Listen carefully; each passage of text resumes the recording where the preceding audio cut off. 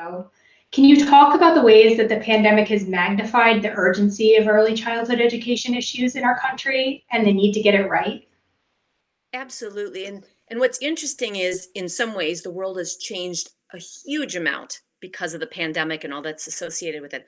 At the same time, what hasn't changed is what we know and already knew about early childhood. I think what's really changed is people's awareness. Those people who didn't quite understand how critically important early childhood, early education and childcare, those issues are parenting, now have a really good sense. And I think the two areas that I see really kind of coming to the forefront in everyone's minds, one certainly is the challenge for parents faced with having children at home, trying to juggle daily responsibilities of work and home life with the not just caring for, but education of their children. And that's a big challenge.